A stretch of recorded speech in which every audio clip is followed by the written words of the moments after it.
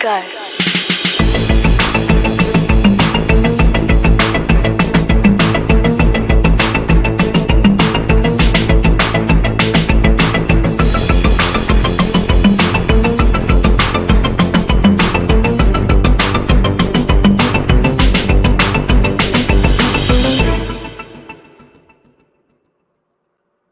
Hello and welcome to Writer Mother Monster, a community and conversation series devoted to dismantling the myth of having it all and offering writer moms solidarity, support, and advice.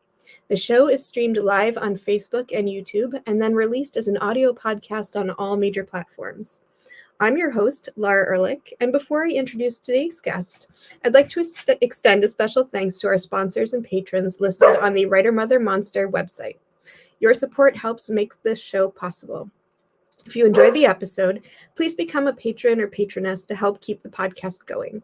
For details on the store, sponsorship, and other information, please visit writermothermonster.com. And if you're a writer seeking additional support and resources, check out Thought Fox Writers Den, a virtual and in-person writing center in Stonington, Connecticut, that builds community and supports writers of all levels with in-person and virtual workshops, coaching, events, and more. Learn more at thoughtfox.org. Now I'm excited to introduce today's guest, Fox North. Fox North, call them Fox, is a critically acclaimed novelist for teenagers and adults. Their novels for teenagers, written under the name Phoebe North, have been published by Simon Schuster and HarperCollins.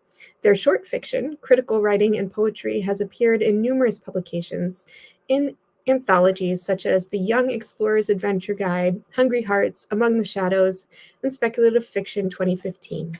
From their home in the Hudson Valley, they save Girl Scout camps, write songs, climb trees, and have better tasted music than you do. They have one daughter, age 9, and describe writer motherhood in 3 words as chaotic, weighty, and inspiring. Now, please join me in welcoming Fox. Hello. Hi. Hello. Hi, welcome. It's so great to have you on. It's great to be here. It's funny to be a fox in a fox space.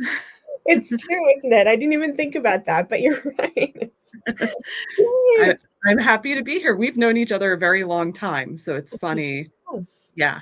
Yeah, we have. I'm not sure if we've ever had a good lengthy conversation, though, for all the time that we've known each other. So this is fun. No, so we shared a first agent many years ago. Yeah. So it's funny. That was a decade ago about. Oh my gosh. Yes, it's been a journey since. Call attention to it. A lot has happened in writing and life, and we'll get to all those things. But first, Fox, tell us about those 3 words. I'll pull them up again. They're chaotic, weighty, and inspiring. What made you choose those words?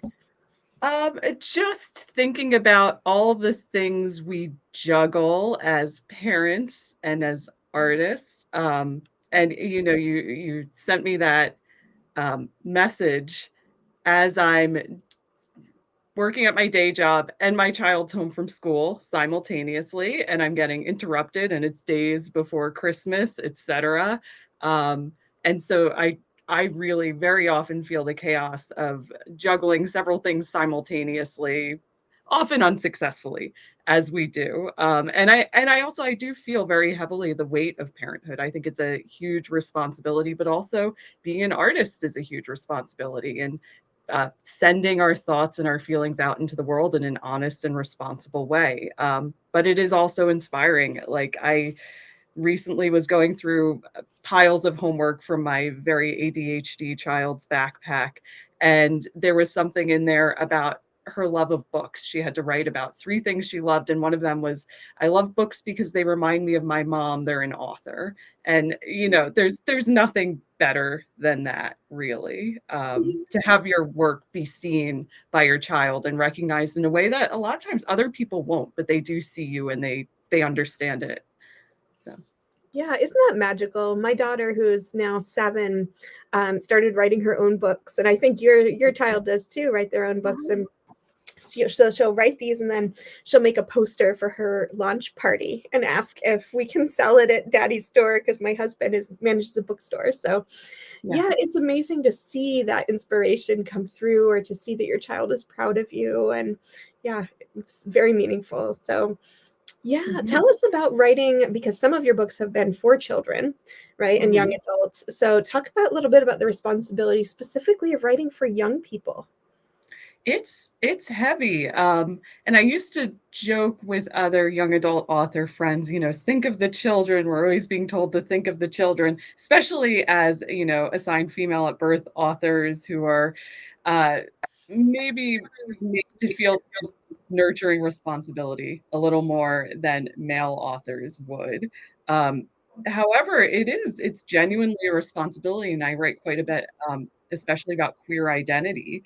And it was with the writing and publication of my 2021 book, which I started in 2015, that I realized that I had to come out as trans. There was no responsible way I could write that book from in the closet. And there's always the controversy of should an author have to come out?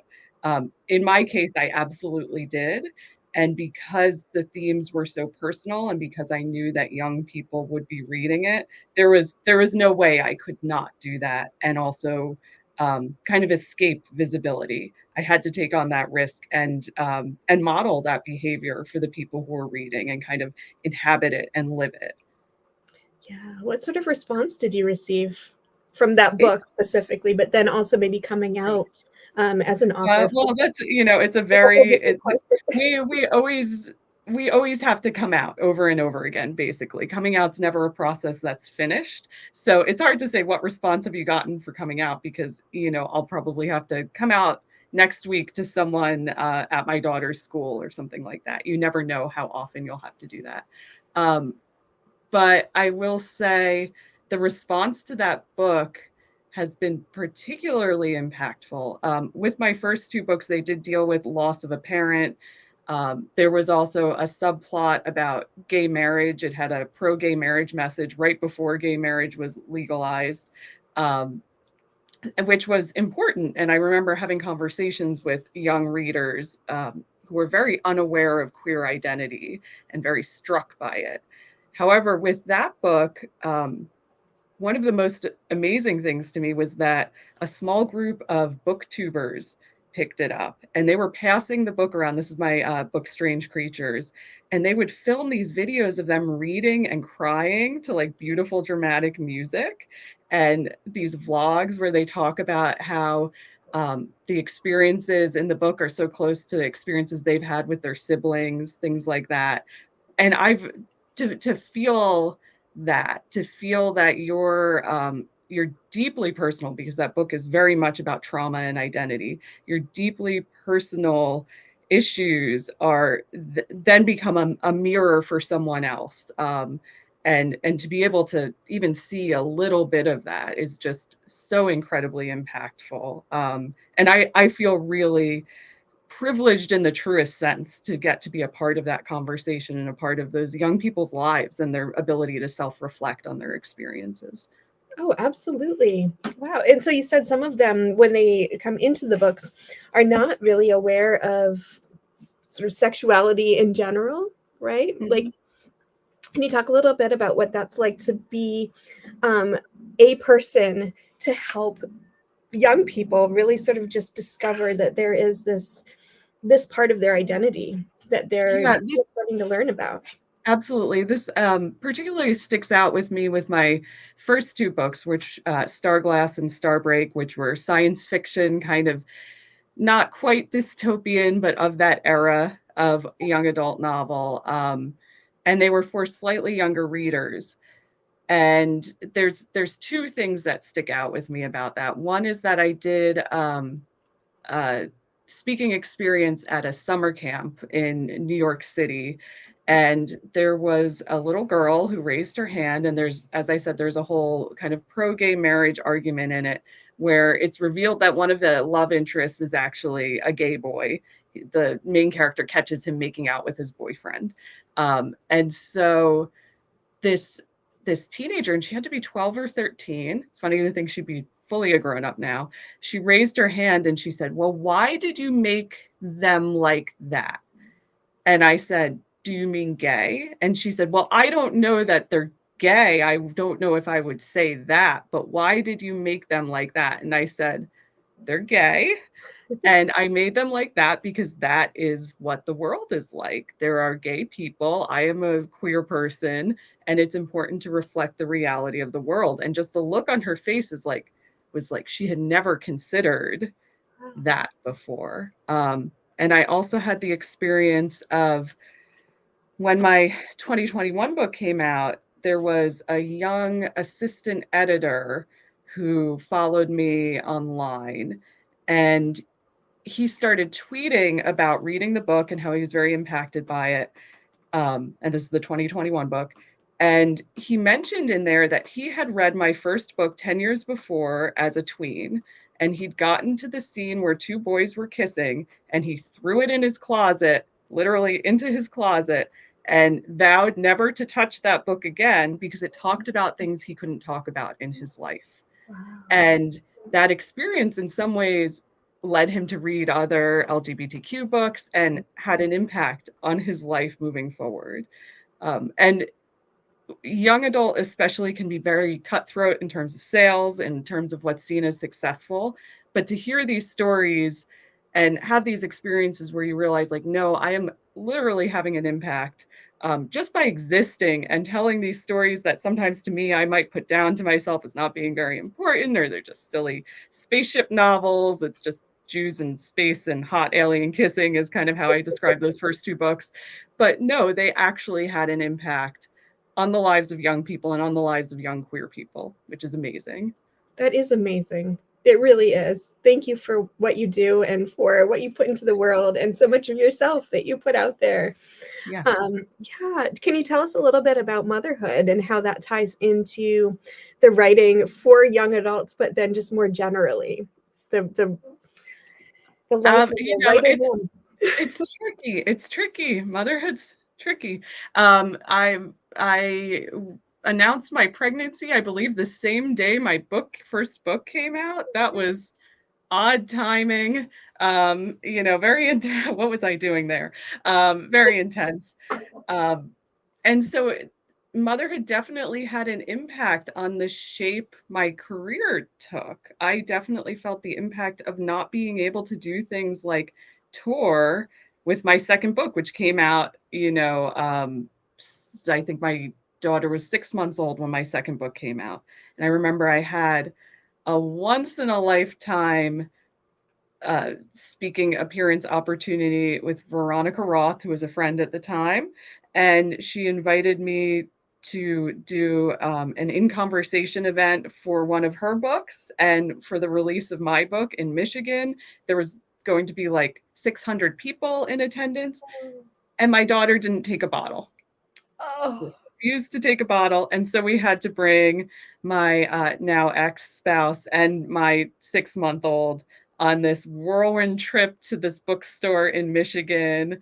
The baby vomited on me right before the event.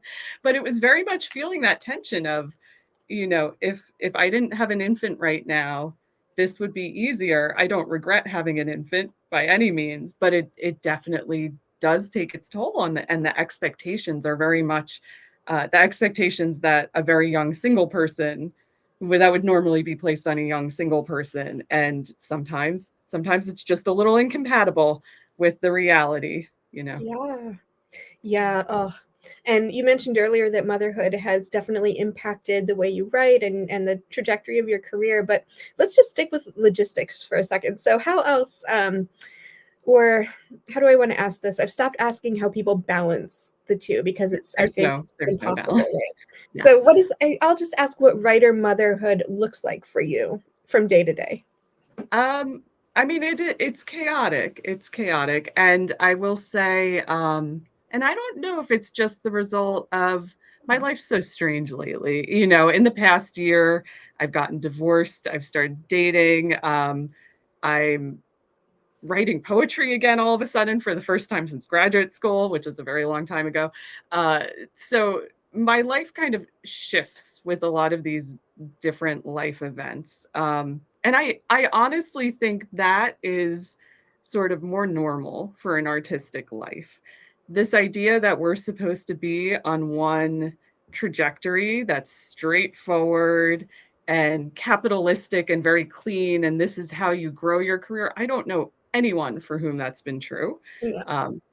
At all. You know, you come in and you think, I'm going to write 2 books a year, a middle grade and a young adult, and this is exactly what I'm into. And suddenly you find yourself writing queer poetry and erotica about 60s rock stars. Like, you have no idea what your life is going to look like artistically. I write more music these days than I do novels. And I'm still writing novels, but it's just very differently paced. It takes longer. And I have a lot of books that I start and I'm like, I don't know if this is the one. And I honestly, deep down, I think that's okay. Does publishing think it's okay? Who knows? We're not going to ask them. Yeah, no, I think it's okay. Right? Like whatever you're called to write is what you're, Right. you Yeah. know, rather than forcing something that we're not. But so tell me a little bit, let's go back to the way motherhood might have influenced your craft and the trajectory of your writing career beyond just the logistics of trying to write when you have a small child or a slightly older child. Um, I mean, I wrote Strange Creatures. I remember I was writing the darkest part of that novel, and it's an extremely dark novel that deals very deeply with trauma and triggering things. Uh, I wrote that while Molly was latched to me at probably 2.5 years old by this point, and I was asleep on her floor bed with the laptop on top of me. And just the way you learn to kind of like steal these snatches of writing where you can, and that it's kind of the classic feminine mystique, like the work expands to fill the time. I can't think of the entire quote, but that's basically like the work will fill up the time you have, or not. Sometimes there's literally no time for it, but that's okay too. And I think, yeah, it can have, parenthood can have impacts that you don't really anticipate on your writing. And I think that's okay. I think any deep experience is going to change us. Absolutely. How have you seen your writing change beyond maybe some darkness, some extra darkness creeping in? Um, it's hard for me to say what is parenthood, what is coming into my queerness and my identity, and what is just growing older and understanding yourself better. I came out of my MFA program in 2008, 2009, and that had been a very traditional poetry program. But I went also wanting to write novels, and I was not able to take fiction workshops in my MFA program because I wanted to write young adult and genre writing.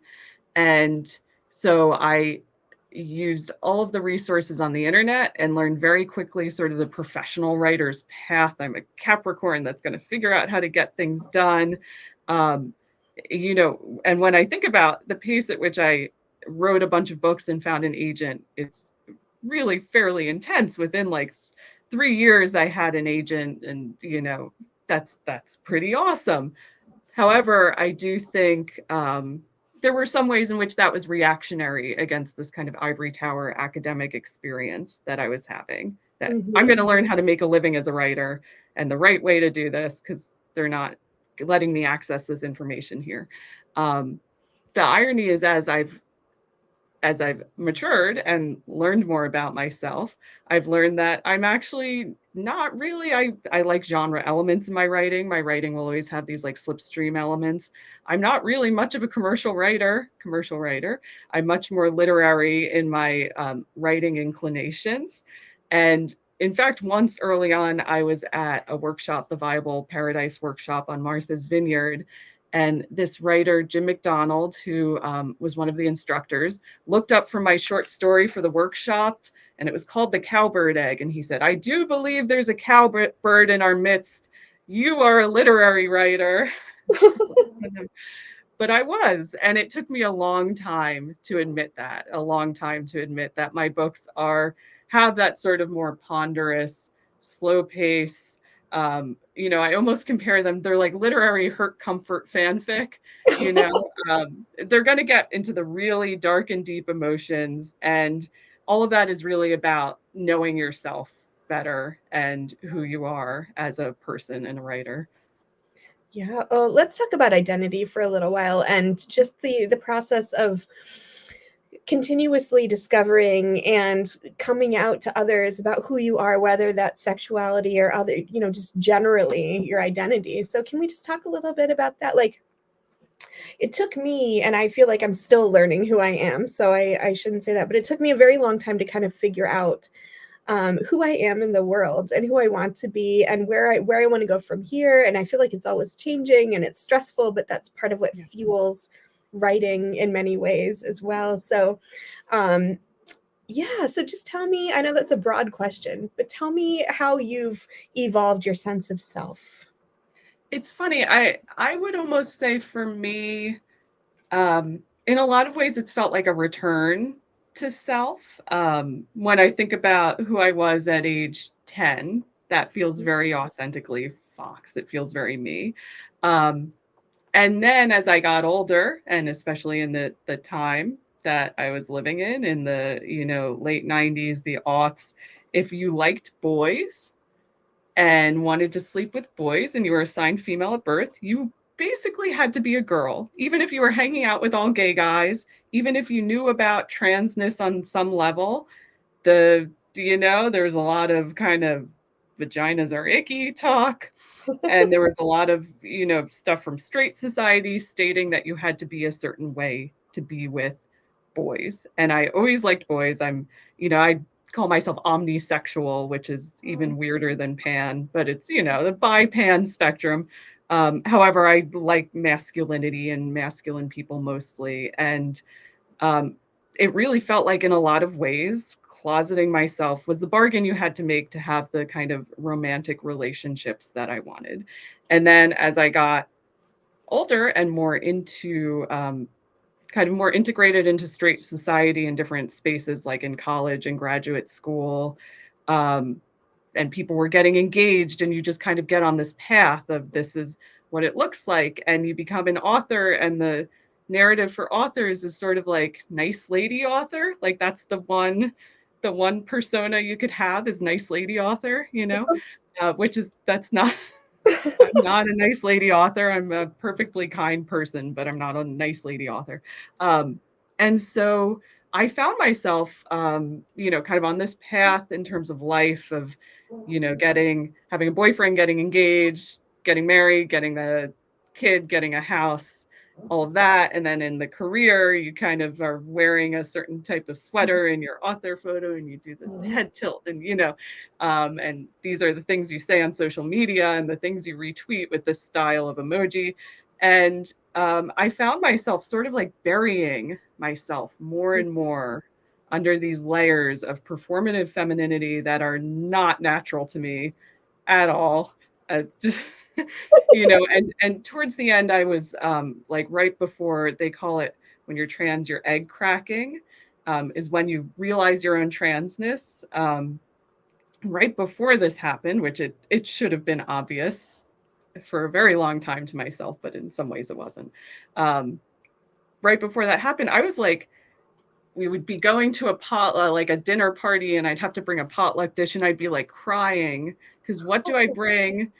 Because they're gonna know I'm not a real woman if I don't bring the right dish to the potluck. And Oh, Fox. no, I know. And lots of people are terrible at bringing dishes to potlucks.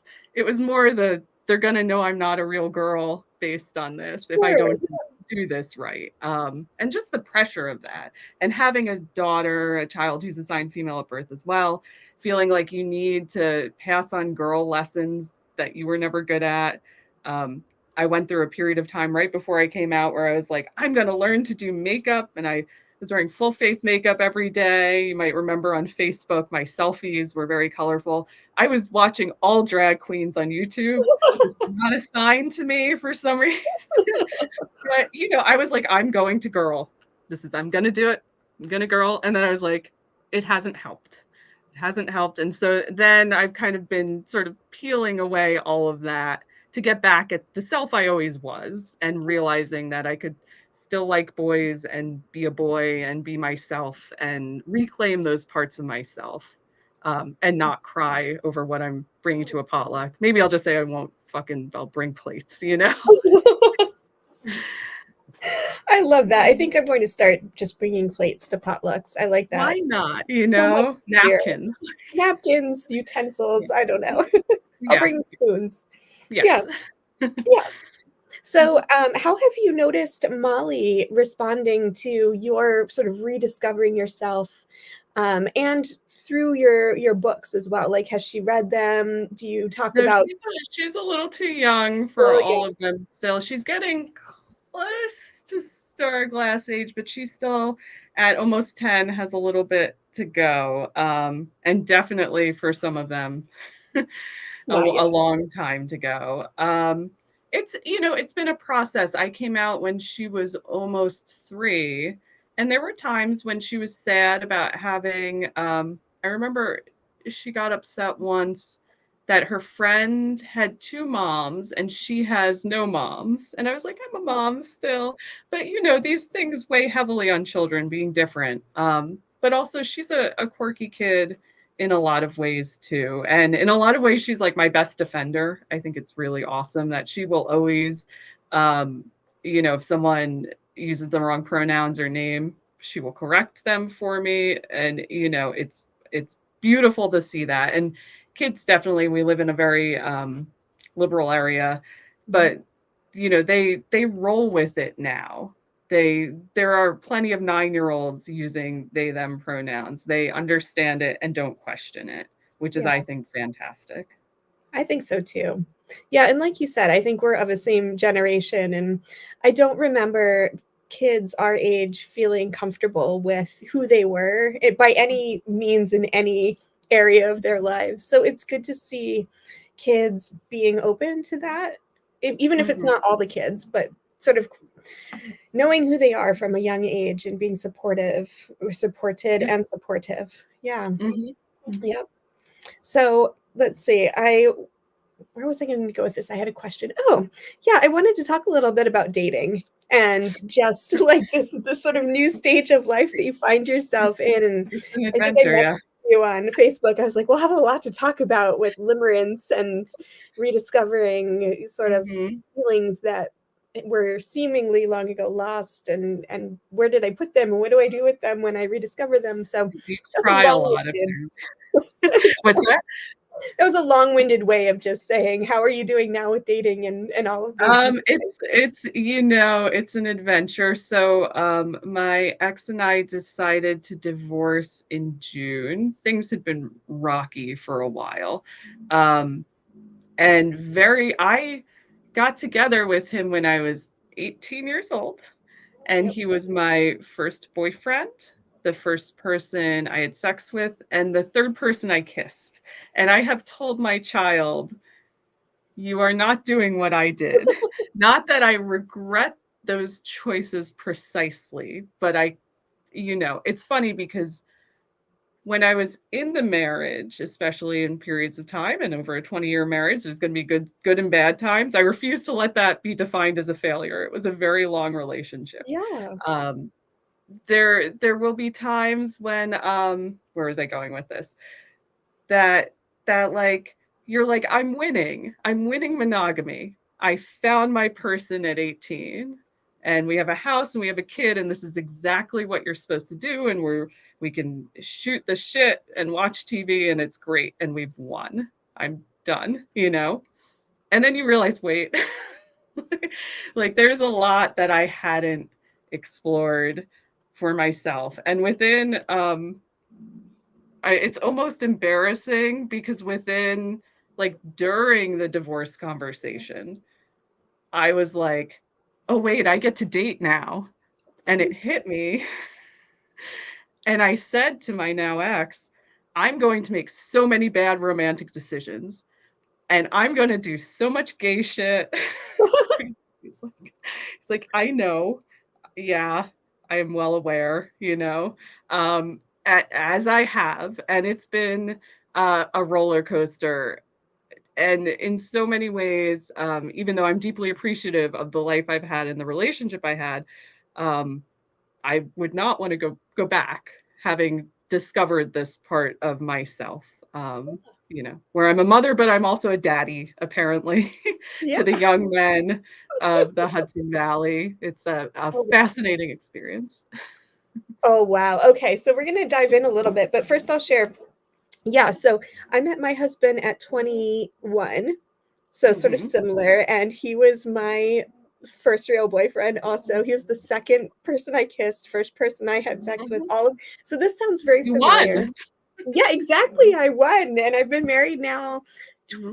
or together, I guess, 20 years. So it's like almost half of my life. And I turned Mm-hmm. 40 and I had like this I called it a midlife crisis to my therapist. I was like, "Am I having a midlife crisis?" She said, "I think you're taking inventory because you've lived 40 years. Now you're looking ahead 40 years and you're like, okay, so the path will continue in this way unless something changes. And we're still together and we're happy, but I definitely feel this sense of like, oh, Mm-hmm. I missed out on the part where you experiment and you date and you make bad decisions and I didn't take any risks and I never kissed anyone else and I like and you question like what are you missing? And I think I messaged you on Facebook when we were talking about limerence and I reached out when I turned 40 to the boy that I'd had a crush on when I was 13 and Mm-hmm. started this text conversation and it was mostly innocent but it reached a point where sort You of have to like just I cut it off, say so and innocent. Yeah. I was like, maybe this is not healthy and obsessed about it for the last 2 years. So all this to say, I hear you. Yeah, It's it's funny, my high school crush, I had I searched for him on and off for years on, God, I wonder if he's gonna watch this. I know I'm like, oh, just don't think about it. Mm. Uh, Searched for him for years on Instagram and Facebook, and he was never on social media. And I found his Instagram about a year ago, a little bit more, and we messaged back and forth. Like I think I liked a photo accidentally or something, but he messaged me and he was happy to hear from me, and we had an awkward conversation. Things I had loved him from the age of from seventh grade to 12th grade. That was one of Same. them. Yeah, Yes. one Oh, of those. And I totally. had dreams for years and Yeah. nothing happened, but Yeah. in Oh, my that's head the it best did. kind. Yeah, Yeah. or the best kind, I guess, where nothing happens. And we chatted a bit and I had that feeling of like this could go into an infidelity-ish area quickly. I just had that, in Hmm. part because of where I was. And so I sort of just let it lie. And then when the divorce decision came, we still message sometimes. And I actually finally, I've outright flirted with him. And I've been like, I was in love with you for most of high school. Like, let's just be real. He's like, No. But it's for me, it feels better to have said it, Yeah. and very, I'm realizing that having experienced many of these things, it just feels better to have done them. Yeah. Um, it used to be sometimes I would think about people I knew who I clearly had crushes on that I couldn't articulate, and I'd be like, I'll have sex with that person when my ex dies, which is No, I think about that too. That's a terrible thing to say, but like you have to go through the mourning process in your head before then you can consider like, oh, there might be so I'll just wait yeah. 50 And years. I was very good at monogamy. Uh-huh. Very good at it. Like I'd be like, I don't understand why people cheat. You don't just Yeah. you know. Um, but yeah, there was a lot that was completely unexplored, and it's a roller coaster to explore it. I've discovered I am definitely, my identity is deeply tied up in queerness and queer masculinity. I Mhm. am a top, which is you know within gay society. I was like, no one, a friend of mine had to encourage me to get on Grinder because I was like, no one would want a top with a vagina and boobs. Like, what is this? It's not a real dick. I don't know. It turns out it's no problem. It's no problem. And gay guys like me, which is great because I also like them. And we're compatible, and I've now had a much greater range of sexual experiences, and some of them were amazing, and the degree to which they're amazing, I would not have been able to conceive of where I was before. So I'm not saying you should leave your marriage, but if you do, there's a lot to explore out there. And you kind of don't even, you just don't know when you've Yeah, only been with one person, you know. totally. Yeah. Yeah. Well, You instead don't, I've been writing. I'm writing about it. So, yeah.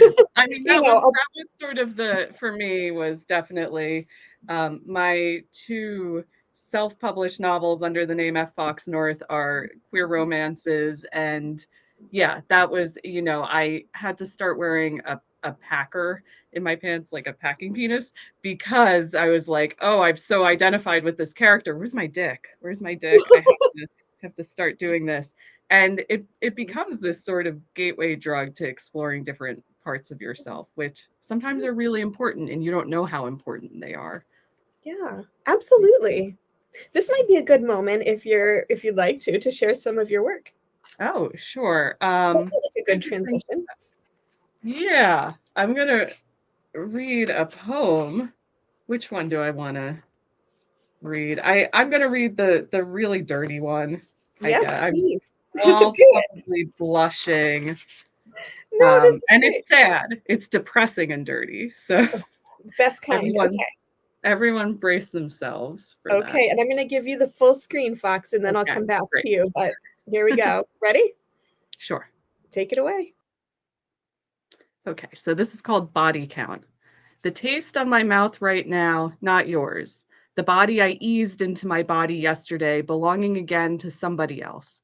Tonight, I made a handsome young man undress in my vestibule, threw down his naked body on my bed, called him a slut, and dipped my tongue into his cleft, made his pleasure spill over almost at once, his lovely ass in the air, and then he held his legs aloft.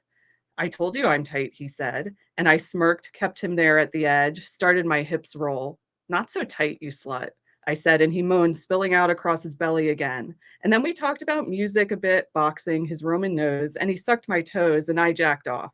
Guess who I was thinking of? Watching that got me hard again, he said. Want to try for number 3? Daring me to make him come by sucking on his nipple. But by then I was getting tired, so I went down on him instead, and for a moment he jabbed and weaved at empty air. Told me that my cat was bothering his eyes, told me the best music is the sad music of real pain, and I asked if the era of the sad white boy was over, thinking of myself and Taylor Swift. And he laughed. Sure, I guess. Sure, I guess, he said. And now I'm in my bed, full of sleepy dopamine, in my lonely house, alone and momentary soothed, but I'm not really, because the raw heart sore is still there. You're good at that, he said when I sucked him off. I know, I told him. What I don't know is when and how I'll shed myself of you. Wow. Thank you so much. I'm glad you Yeah, read the dirty one. That was good. Yes. thank you. Sad but dirty. Yeah. No, it was beautiful. Thank you. Thank you. Thanks. Yeah. So tell me a little bit. Let's keep talking about this, but sort of broaden the scope. So tell me what else you've learned about yourself through some of these experiences, through dating, and then we'll tie it back to motherhood and writing. But first, sort of take us on a journey of what you've learned about yourself. It's hard to tie these things. It's funny because I've even said to folks, um, some of the reason I prefer to be called daddy in a sexual setting is because it provides such a clear delineation between my parenting life and my sexual life, which often I kind of want a very clear Sure. delineation. But yeah, so I have discovered that I am mostly a top. I've discovered that I'm a very kinky person. I'm dominant in various ways. I'm a nice dom. I've also discovered that these things are in very high demand in queer society. There is a top shortage and a dom shortage. And it's funny to be around someone and just to see them acting submissive and know exactly what they need. And it's nice anticipating someone else's needs. And discovering that has been really interesting for me. It's like a whole another layer on sex that I did not know existed and did not know was a way of expressing myself. And so that's like the sex side of it, which has been great. But there's also, the emotional and romantic side of it, which I feel like very often I talk to people and they want to hear about the, when I made this person orgasm 3 times and then lick their semen off my bed, because it's funny and gross and scandalous. Um, However, for me, like the romantic side's been just as important. And I definitely, with my ex, had this deep friendship, and in many ways a romantic friendship. But I met someone in August and just got my heart has been obliterated by the experience in various ways, for better or for worse. And realizing through this experience the depths of my capacity for love and affection and partnership, um, has been really amazing. Like I didn't know I was capable of loving like that and being loved like that. I'm getting choked up talking about it. However, it ended very abruptly. Um, and I'm still pining. It's been since early November. It's December 22nd now, for if people watch this on recorded. And I'm still a mess over this person, but I'm still like deeply grateful for the experience. And if he comes back, Jared, if you're watching, come back. I'm waiting. I've seen your playlist, but but having this experience, and this experience was with someone fairly younger, and I've dated a lot of people who are much younger than me. Um, yeah, it was really like, oh, I could have this sort of artistic and intellectual partnership with someone that feeds my art and my life in this very intense, very beautiful way. And for me, I've talked a lot with my therapist. Gotta love my therapist who listens to all my kink stories and such.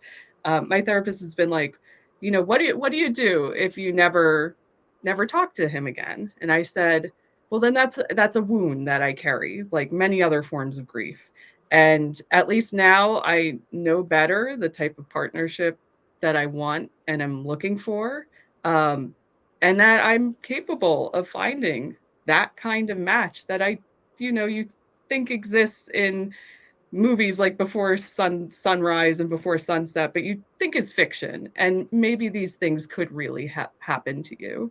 And I've also realized like how my own trauma has impacted this. Like I getting into a relationship when you're 18 and never exploring romantically, being like, this is love. Yeah, this is love. This is it, I think. And of course I didn't know. I didn't know what it was, but um, really, in a lot of ways, that was me keeping myself safe from this big, scary thing, because love is very scary Yeah. and it entails a lot of risk and a lot of rejection and a lot of vulnerability and a lot of crying yourself to sleep, apparently, and missing meals and all of these things. And it's awful on one level. Like I talk to people about it and they're like, you got to get over this. You just got to go sleep with other people. I'm like, trust me, I have.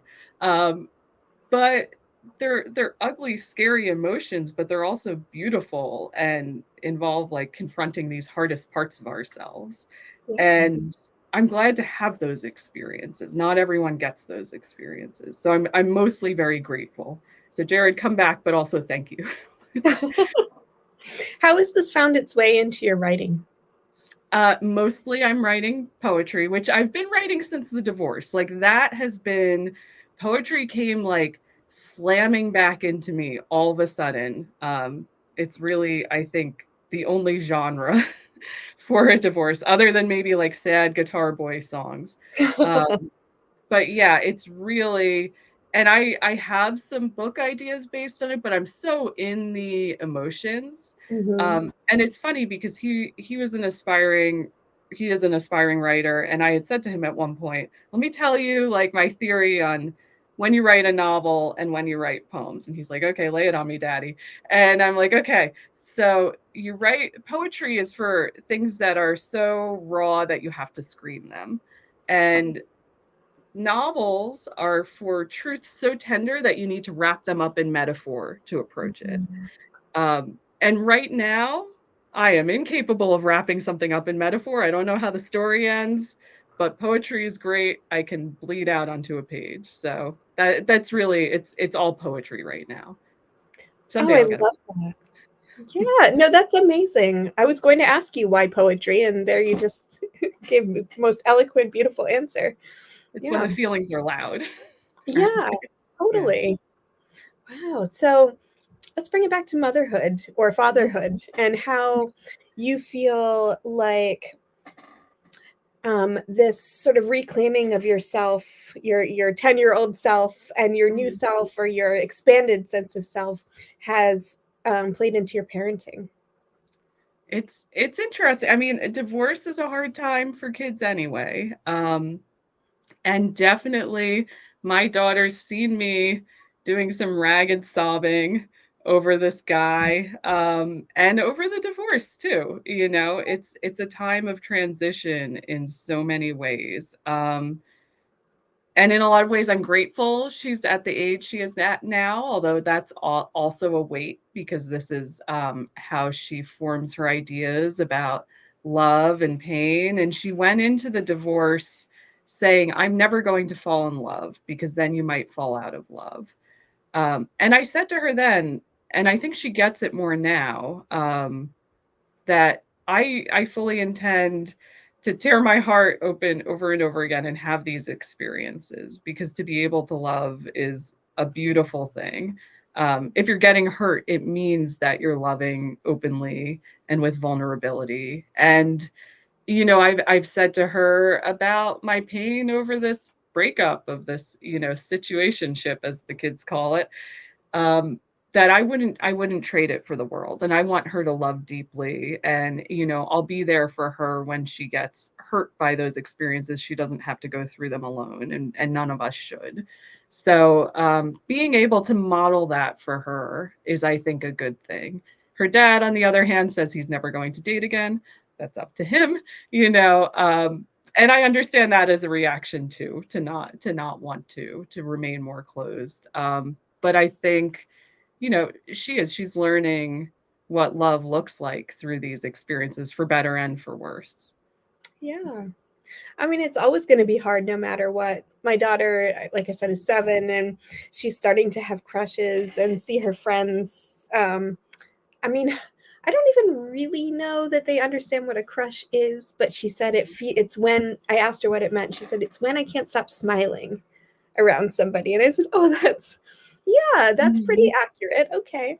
Um, so it's so interesting and special and strange to see your child starting to develop some of those feelings and growing up a little bit, and then the weight of that word weight coming back again, the weight of Mhm. responsibility of being that person that they turn to with those questions and those um, to share those experiences with. Mhm. Is your daughter sort of starting to be interested in boys or girls or Yeah, it's funny. She's brought up several times an experience she had last year where she became very, very close friends with this other girl. And it was magical to her. They loved the same books. They did pretend play all the time. And then she got friend dumped.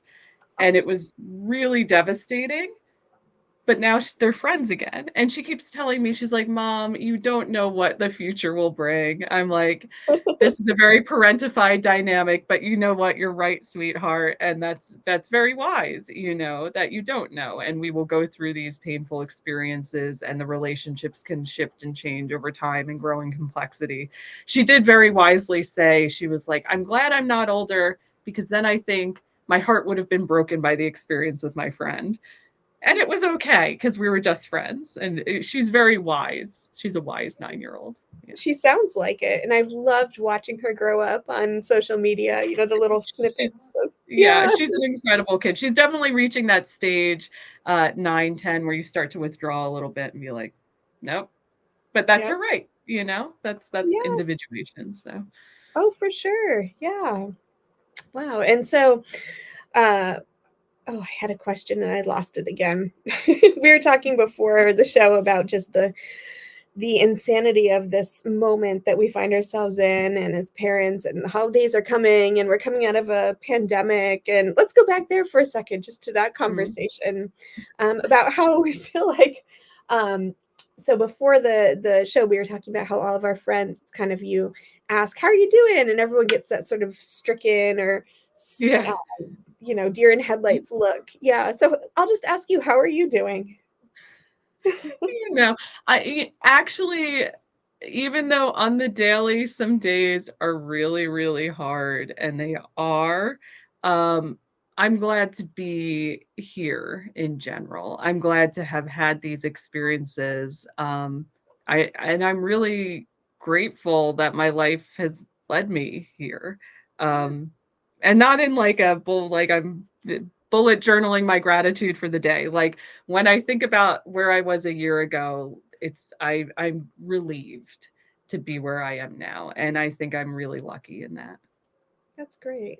Yeah, I feel like this last year has been a year of transition for a lot of people in so many different ways. But I Mhm. hear that from everyone um, in maybe the 30 to 45 bracket, Mhm. and especially parents. And I don't know, I think you rightly said that it takes a while for trauma to kind of play out, and that now maybe part of that is experiencing the trauma of the pandemic and this sort of emerging back into the real world and what that looks like for so many people. So that felt very wise to me. Yeah, and they do say like we don't feel those emotions of trauma until we're in a safe space from them. So I'm sure we're going to see more post-pandemic divorces and Mhm. people having their wild slut phases and things like that, but we all have a lot to work through, and I think Yeah, that's okay. I think so too. And I think we forget, or at least I forget, how scary some of that period was, and how you're kind of facing the potential death of loved ones, or people who have actually lost people they loved, and facing death can have a transformative experience, can be a Right. transformative. Yeah. Yeah. And I really look at the AFAB parents and primary caregivers during that time. And I think we as a society are going to have a lot of, I don't know, like the women aren't okay. Whatever I am, the trans masks aren't okay. The people who were stuck at home with their children and forced to be stay-at-home parents and homeschooling parents who never wanted that, we are not okay. And Yeah. I just want to state that for the record, that we were forced into lives we had never wanted and had been told we would never have to have. And I think there's going to be a lot of anger, and I think we're going to see a wave of people who are stepping away from that, and who are like, I lost myself, but now I need to find myself again. And in a way, it's exciting. It's exciting that we're going to be able to articulate in ways that I think, previous generations of mothers couldn't. They were still doing a lot of that stuff, but on the lower level. And then suddenly we learned what society really expected of us. And I think that hurt a lot of us. And I think so we'll have a lot to contend with for in that, and we'll feel the ripples of that for a while still. Yeah. That was the most eloquent description of how I know I've been feeling that I've heard anyone say. So thank Oh, you for thank putting you. that into words. Yeah. Hugs. Yeah, I Yeah. know. Virtual hugs to you too. Yeah. Thank you. Oh, Fox, would Yeah. you like to read us out with another poem or a section of anything of your choosing? Yay. I'm gonna read. What one do I want to read? This is all the breakup poems in this one. Hmm. Yeah, anything you want. Hmm. All Oh, okay.